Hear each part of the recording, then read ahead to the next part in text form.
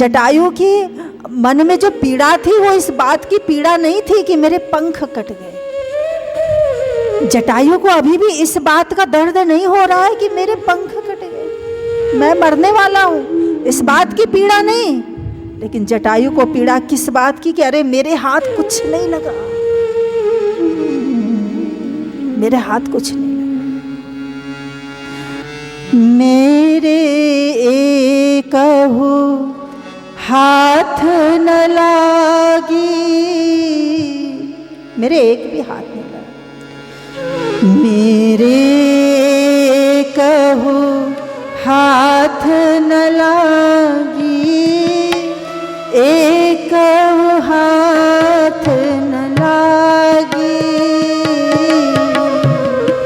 मेरे कहू हाथ न लागी, एक हाथ न लागी।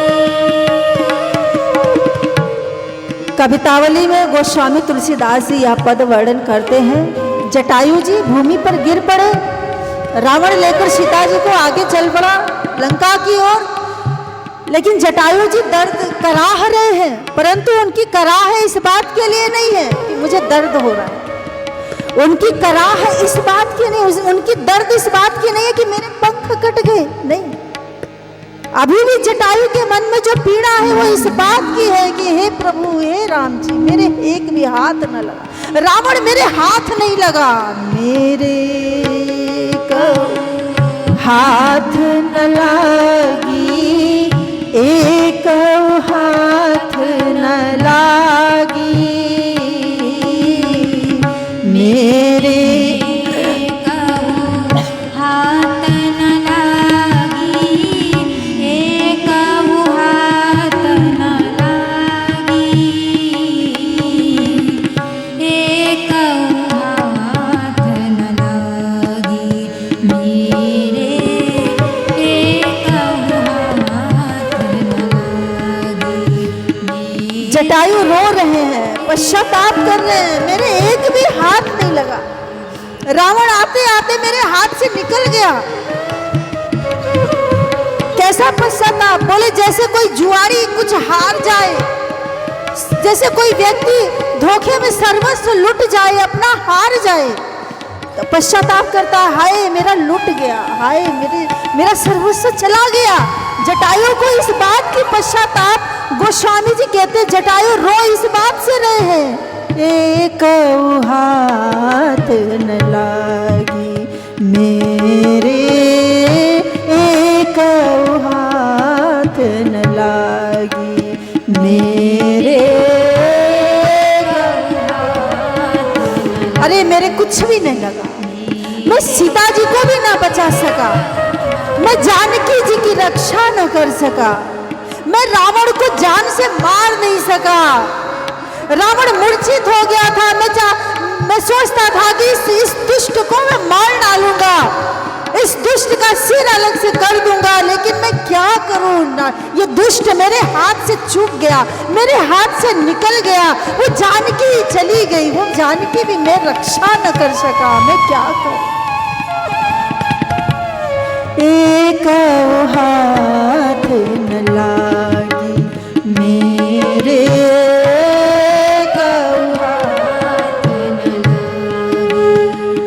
दशरथ सोना प्रेम प्रतिपालो, दशरथ सोना प्रेम प्रतिपालो, हो तो जो सकल जग साखी,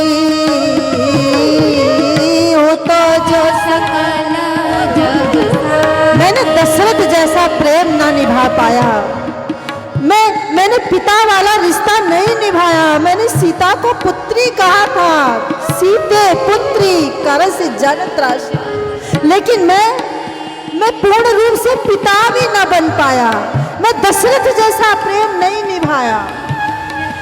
दशरथ सोना प्रेम प्रतिपालो, दशरथ सोना प्रेम प्रतिपालो, हो तो जो सकल जग साखी,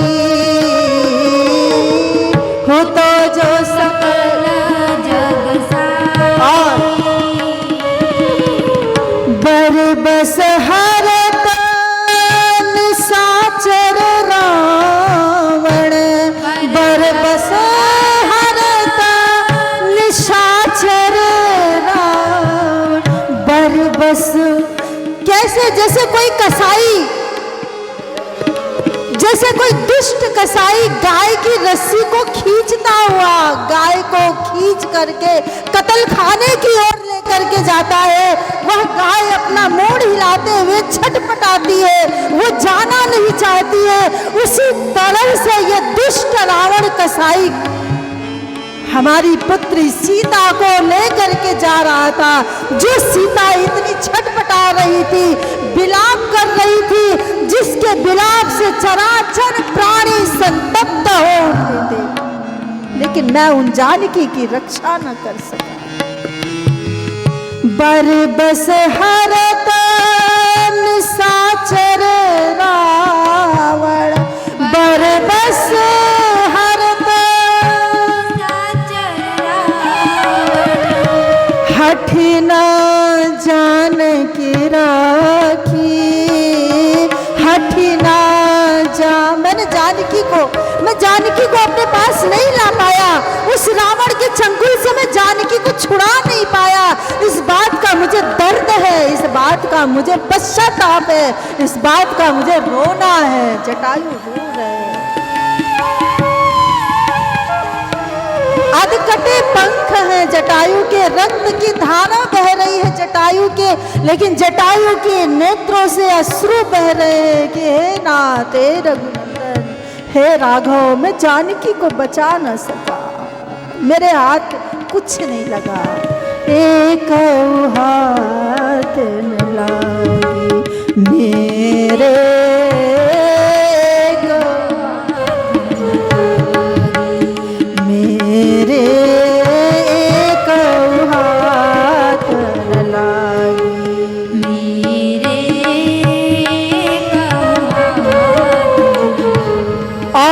पश्चाताप करते हैं। गोस्वामी जी वर्णन करते हैं कवितावली में, मरतन में रघु वीर विलोके, तापस वेश बनाए। मरतन में रघुवीर विलोके,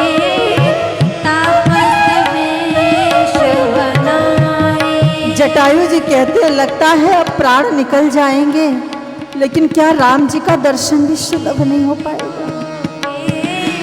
जो मेरे प्रभु इस समय तपस्वी वेश में, तापस वेश में आए हैं, लगता है मरते मरते मुझे प्रभु का दर्शन भी नहीं होगा। लगता है मुझे मरते मरते मुझे राम जी का क्या दर्शन भी नहीं होगा।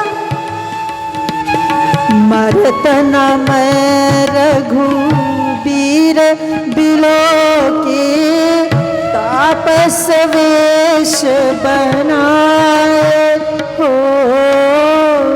मरतन में रघुवीर बिलोके, हे नाथ, हे हरि, मैं आपका दर्शन भी नहीं कर पाया।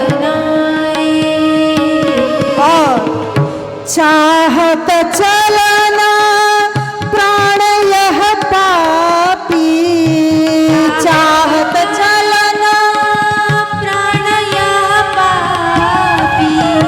जटायु कहते मेरे ये पापी प्राण अब चलना चाहते हैं। एक तो रावण मेरे हाथ नहीं लगा, दूसरा जानकी जी की मैं रक्षा नहीं कर पाया, तीसरा मरते मरते मुझे मेरे राम के दर्शन नहीं हुए, और चौथा ये पापी प्राण अब निकलना चाहते हैं। मैं अपने प्रभु को संदेशा भी नहीं दे पाऊंगा क्या। जटायु जी को दुख इस बात का है कि एक बार ये प्राण मेरे ठहर जाएं तो मैं प्रभु को मरते मरते अपने प्रभु को संदेशा तो दे दूं कि भगवान जानकी को कौन ले गया है। क्या मैं प्रभु की किसी कार्य नहीं आऊंगा? अगर मैं प्रभु को एक संदेशा दे देता कि जानकी को कौन ले गया है, तो क्या मेरे प्रभु का काम आसान नहीं हो जाता? मेरे प्रभु इस समय वन में भटकते हुए कहीं विचरण कर रहे होंगे। मैं अपने प्रभु के एक भी काम नहीं आ सका। धिक्कार है, धिक्कार है। चाहत चलना प्राण यह पापी, चाहत चलना प्राण यह पापी। अरे प्राण! और तब जटायु ने अपने प्राण से संवाद किया, हे प्राण रुक जाओ। जा रहे हो? ऐसे ही चले जाओगे? बिनु सिया सुधी प्रभु ही सुनाए। बिना सुधी सुनाए चले जाओगे? बिना प्रभु को संदेशा दिए तुम चले जाओगे? बिना प्रभु को बात बताए तुम चले जाओगे? चाहत चलना प्राण यह पापी, चाहत चलना प्राण यह पापी। अरे पापी! अरे पापी क्यों हो गया प्राण? अगर भगवान के कार्य ना आ सका, अगर मेरे प्रभु के किसी काम में ना आ सके, तो वो जीव पापी ही तो है ना। वो तन पापी हो जाता है जो तन राम के काम ना आए। वह मन पापी है जो मन भगवान का चिंतन न करे, वह मन पापी है। संतों ने तो मन को पापी बोल दिया। रे पापी मन! जो चित्त भगवान का चिंतन न करे वो चित्त पापी है। जो प्राण प्रभु की याद में प्रभु का कार्य न करे वो प्राण भी पापी है। चाहत चलना प्राण यह पापी, चाहत चलना प्राण यह पापी। बिन सिय सुधी प्रभु ही सुनाए। एक हाथ लगाई मेरे, एक हाथ लगाई मेरे, एक हाथ। और क्या कहते हैं? 12 बार निज शीश धुनी, 12 बार सिर धुन धुन करके पछता रहे। बार बार अपने मस्तक को जमीन में गिरा गिरा कर पछता रहे हैं। जैसे कोई व्यक्ति किसी खंबे पर अपना सिर पटक पटक कर रोए, हाय मैं किसी काम का नहीं आया। जटायु अपना सिर जमीन में रगड़ रगड़ कर कहते हैं, बार बार कर निज शीश धुनी, बार बार कर निज शीश धुनी। गिधराज पछताए, गिधराज पछताए। तुलसी प्रभु कृपाल देहि अवसर, तुलसी प्रभु कृपाल देहि अवसर। उसी समय क्या हुआ मेरे प्रभु राम? तुलसी प्रभु कृपाल देहि अवसर, तुलसी प्रभु कृपाल देहि अवसर। आई गए दो भाई, आई गए दो भाई, एक हाथ न लागी मेरे,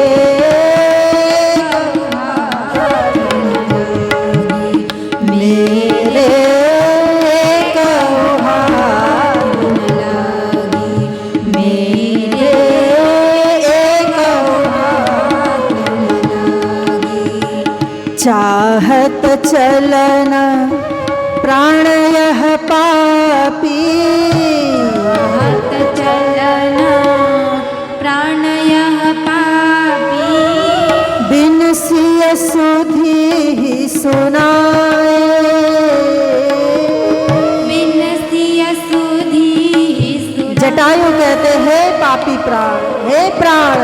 एक बार रुक जाओ। प्राण ने कहा बचा क्या है? जटायु ने कहा तुम रुक जाओगे तो इंद्रियां रुक जाएंगी। प्राण ने कहा जब शरीर जर्जर हो जाता है, जब शरीर रूपी मकान गिर जाता है, तो मैं प्राण पंछी उड़ जाता हूँ। अंति जासिल एकल प्राण्या माझी माझी मनुनी। अंत में प्राण क्या होता है? प्राण चला जाता है।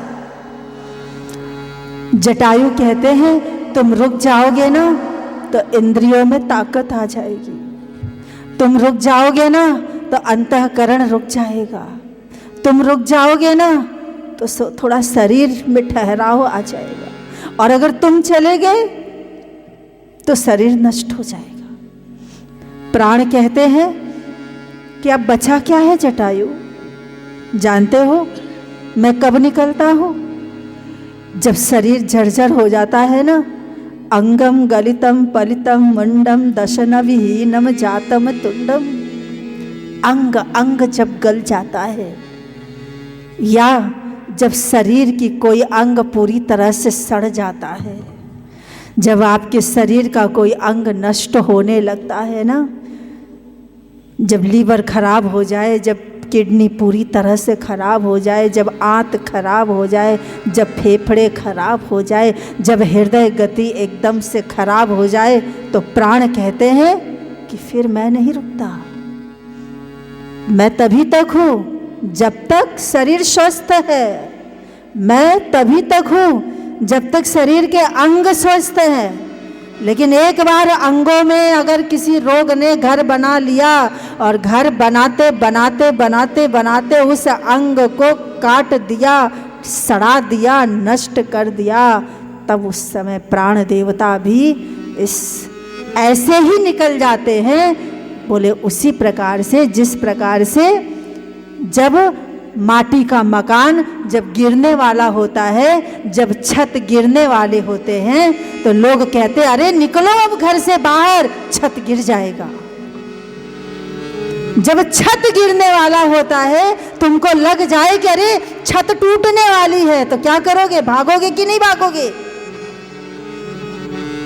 जब मकान पूरी तरह से ढहने वाला होता है, तो लोग फिर सामान नहीं देखते हैं, वस्तु नहीं देखते हैं, फिर लोग देह को लेकर के भागते हैं, भागो भागो मकान गिरा, बचाओ बचाओ पहले अपने को। ठीक उसी प्रकार जब देह रूपी पिंजरा पूरी तरह से टूट जाता है, नष्ट हो जाता है, जब देह रूपी मकान जर्जर हो जाता है, तब यह करके भाग जाते हैं। और जब प्राण चले जाते हैं तो क्या होता है? बोले सब खत्म हो जाता है, इंद्रियां भी चली जाती हैं, इंद्रियां नष्ट हो जाती हैं। जब प्राण निकलना चालू करते हैं तो आदमी की इंद्रियां काम करना बंद हो जाती है।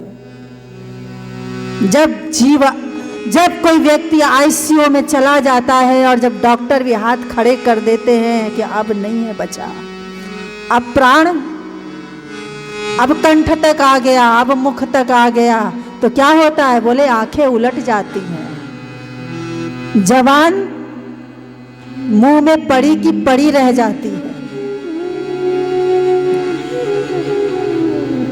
कानों से सुनाई देना बंद, हाथ जड़ की तरह गिर जाता है। तो क्या हुआ? बोले जब प्राण निकलने वाले होते हैं तो इंद्रियां काम करना बंद, और मन, बोले मन भी काम करना बंद, सोचने समझने का फिर काम बंद, फिर कुछ याद नहीं आता।